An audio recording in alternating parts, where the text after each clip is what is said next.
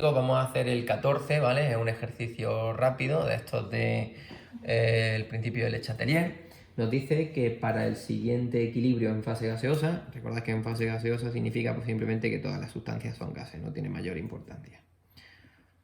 ¿Vale?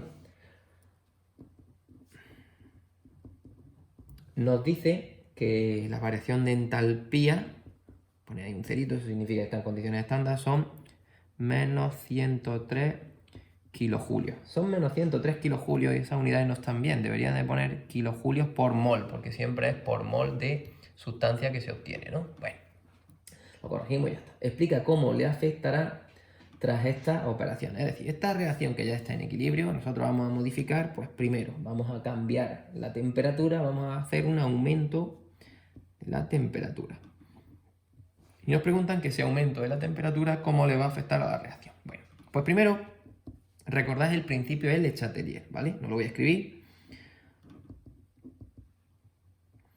Pero el principio del Le Chatelier nos decía básicamente que cuando una reacción se encontraba en equilibrio, si modificamos alguna de las variables o de las condiciones bajo las que se alcanzaba el equilibrio, presión, volumen, temperatura, concentración de algunos de los reactivos o productos, o incluso adicionar una especie inerte, ¿no? Pues ese equilibrio se reorganizaba, se reacondicionaba para volver a restablecer las condiciones de equilibrio. ¿Cómo se organizaba de nuevo? Pues se desplazaba hacia la izquierda o hacia la derecha para que volviésemos a tener el equilibrio, ¿no? Bueno, dicho eso, que siempre tenéis que definirlo al principio, vamos a ver cómo le afecta la temperatura. Esta reacción tal y como está escrita, es decir, cuando un mol de hidrógeno reacciona con un mol de bromo y se forman 2 moles de bromuro de hidrógeno, ¿vale? Es exotérmica, ¿vale? La reacción es exotérmica porque el delta de H es negativo, es menor que 0, ¿no? Entonces, cuando un mol de este reacciona con un mol de ese, en esa dirección, ¿vale? Se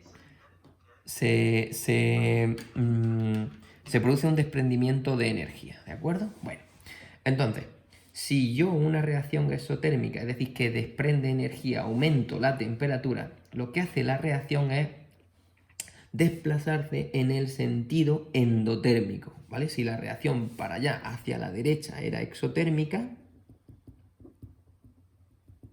significa que hacia la izquierda es endotérmica, ¿vale? Entonces, ¿qué hace la reacción cuando nosotros calentamos? Pues justamente desplazarse hacia los reactivos, ¿vale? Se desplaza hacia los reactivos, es decir, en sentido endotérmico, para absorber ese aumento de temperatura que nosotros hemos provocado en el sistema. Con lo cual, estos reaccionarían menos entre sí y se formarían menos productos. Recordad, esto costaba mucho trabajo. Si os dicen que la reacción es exotérmica, hacia la derecha significa que es exotérmica, que desprende energía. Si yo le caliento, se desplaza en el sentido endotérmico, es decir, al contrario, hacia los reactivos. Hacia la izquierda también podéis decir. Bueno, vamos con el apartado B, que nos dice que qué le pasa a la reacción si aumentamos la presión. Esta es muy sencilla. A ver si recordáis, según la ecuación de los gases ideales, la presión era directamente proporcional al número de moles, ¿no? Entonces, si aumentábamos la presión, lo que hacía la reacción era desplazarse hacia donde menos moles hubiese, ¿vale? ¿Cuál es el problema en este caso? Que los moles son iguales. Aquí hay 1 y 1, 2, y aquí también hay 2.